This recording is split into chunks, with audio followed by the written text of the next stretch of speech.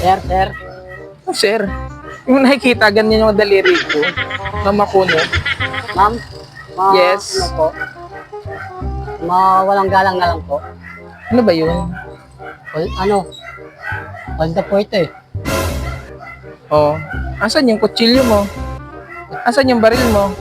Ano lang po ako ma'am, kaya hindi po ako, pinagbabawalan pa po kasi ako magdala ng ganun eh. Mga kutsilyo pa rin. OJT lang po kasi ako. Ay, ang galing, may OGT pa kayong ganyan ha. Opo. So, anong kailangan mo? Mungod na po ako.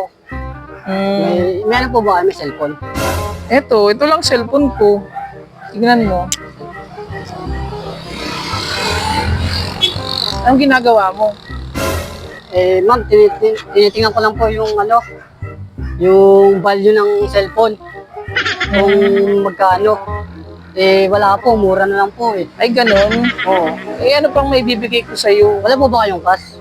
Cash? Alam ko, puro ano lang ako. Puro card lang. Puro card? Puro card lang meron ako. Ito lang.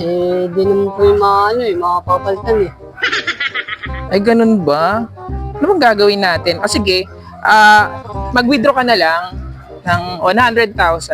Tapos, balik mo sa akin yung pagkakatiwalaan ba kita? Ano naman po? Sige po, babalik po. Sigurado ka? Diyan lang naman yung bahay ko. Diyan po. Oo. Ngayon, may aso sa baba.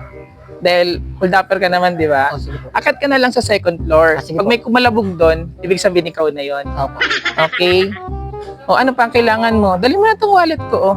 Dito lang po. Okay na yan? Alam po. Marami ba kayong nag-hold up dito? Opo, marami po ditong hold upper. Delikado pala dito, no? Opo. Uy, mag-ingat ka, ha? Sige po. Baka ma-hold up ka. Opo, sige po. Hold up ka pa naman. Salamat po.